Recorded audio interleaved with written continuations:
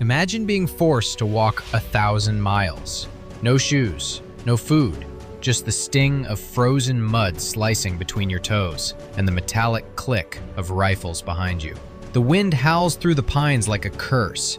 Your breath turns to frost before it leaves your lips. Every step cracks the earth open beneath you. Every mile, another grave carved by exhaustion. Mothers carry children who no longer move. The old collapse and are left where they fall.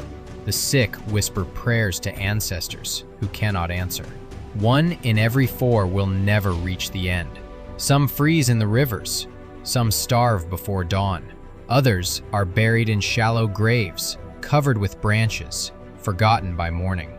History calls it the Trail of Tears.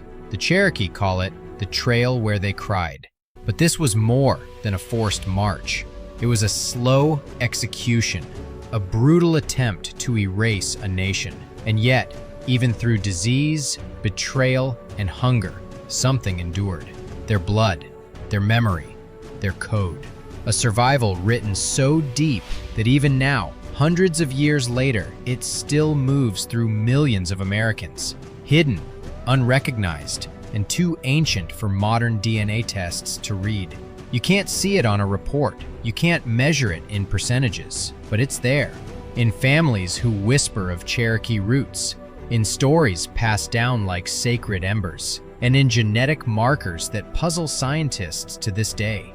Before the rifles, before the frost, before the march, the Cherokee were one of the most sophisticated civilizations in North America.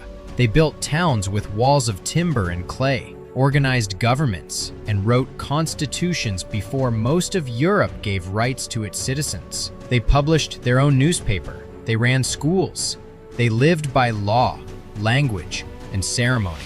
They managed forests with fire, shaped rivers with stone, and fed thousands from fertile fields of corn, beans, and squash.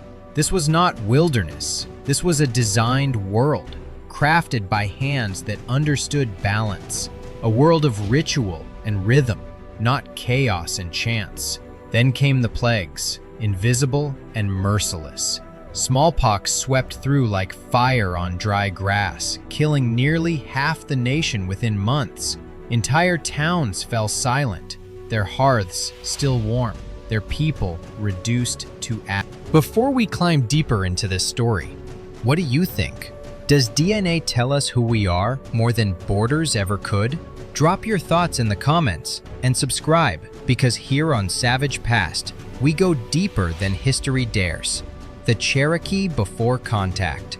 Long before a single European ship scraped the American coast, the Cherokee world thrived.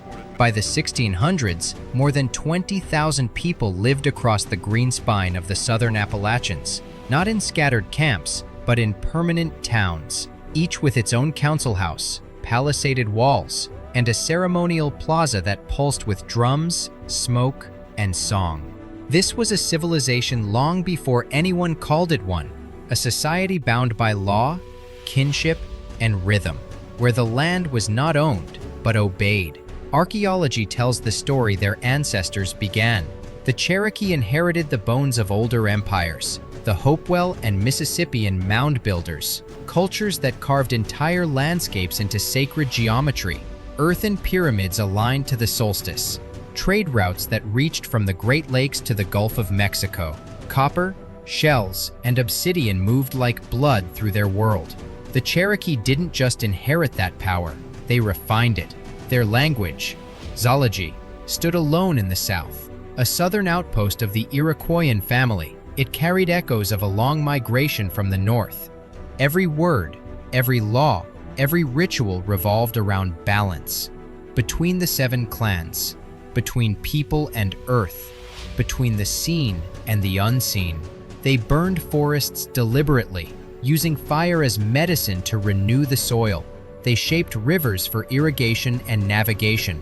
They managed wildlife with precision that would humble modern ecology. This was not wilderness. It was a calibrated ecosystem, a masterpiece of survival built on respect, not control. The Cherokee didn't fear nature. They listened to it, and the world listened back. Then, the silence broke. The first strangers didn't bring swords, they brought disease. Smallpox arrived like a ghost, invisible, unstoppable. By the late 1730s, it tore through the Cherokee Nation, killing nearly half the population in just a few months. Entire towns went quiet. Bodies burned in pits as families tried to stop the spread. Those who lived carried scars like maps, deep, pitted reminders of the price of survival. A second wave struck in 1759. By the time it passed, the Cherokee had fallen from 22,000 people to barely 11,000. Half their nation gone, half their memories buried with them. And yet, even through the horror, the Cherokee fought back the only way they knew how, by remembering, by holding on to their medicine, their songs, their fire. Missionary journals from the time speak of villages of silence, no birds, no drums, just smoke rising over the hills. But the Cherokee endured. They gathered the broken pieces of their world, and from the ashes, built something no one expected. A nation more organized, literate, and resilient than the one disease tried to destroy. Out of ruin, they rebuilt. From the ashes of disease and war, the Cherokee forged something the world had never seen, a nation that balanced tradition and modern power with precision. By the early 1800s, they had established a constitutional democracy, a government modeled in part on the United States, but rooted in Cherokee law and ceremony. In 1827, the Cherokee Nation ratified its own constitution, 3 branches, checks and balances, a structure designed to survive whatever storms came next. And literacy, it exploded. One man made it possible: Sequoyah, a blacksmith, soldier, and visionary who believed the Cherokee language deserved its own written form. He carved symbols by firelight, testing them until each sound found its mark. In 1821, he unveiled the Cherokee syllabary, 85 characters that transformed a spoken language into a written one overnight. Within 10 years, nearly 9 out of 10 Cherokee adults could read and write in their own language. They had done what no one believed possible. They adapted. They met America on its own terms, and they were winning. But that success came with a price, because for the American government, a native nation that thrived inside U.S. borders wasn't proof of progress, it was a threat. The Cherokee held more than 135,000 square miles of ancestral land. Land rich in forests, rivers, and newly discovered gold. Land the United States wanted. So the pressure began to build. Settlers poured in. Miners tore through mountains. Politicians whispered that the Cherokee were in the way of destiny. Destiny, a word used to justify every theft that followed. In 1832, the Supreme Court ruled in Worcester v. Georgia that the Cherokee Nation was sovereign, that the state of Georgia had no right to its land. It should have been protection.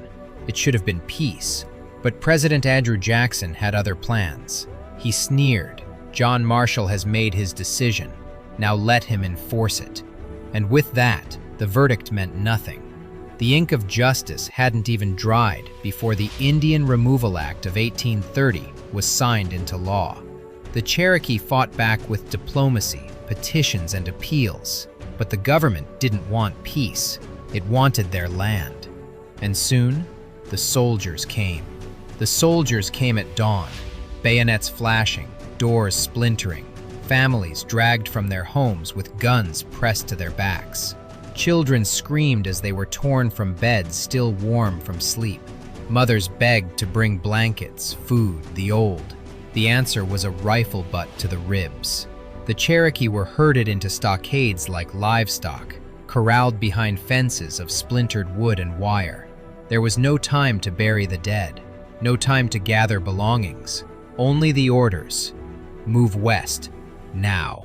More than 16,000 men, women, and children were forced to march over 1,000 miles, from Georgia and North Carolina to a foreign land called Indian Territory. The route cut through mud, snow, and sickness. They called it the Trail of Tears, and every step was death. Disease moved faster than the soldiers. Dysentery, cholera, pneumonia, enemies that showed no mercy. At least 4,000 Cherokee never made it, a quarter of their entire nation. Buried in shallow trenches, wrapped in rags, covered by strangers' hands. And yet, even in that endless nightmare, there was resistance. A woman tore off her shawl to wrap her child. An elder whispered songs of protection between labored breaths. A warrior carried his father's bones so the old man would not be left behind. One soldier's diary called it the most terrible march of death the world has ever seen. He wrote, "The sick lay on frozen ground with no covering but the heavens, and the snow fell thick upon them. The dying moaned through the night, and by dawn, many were still."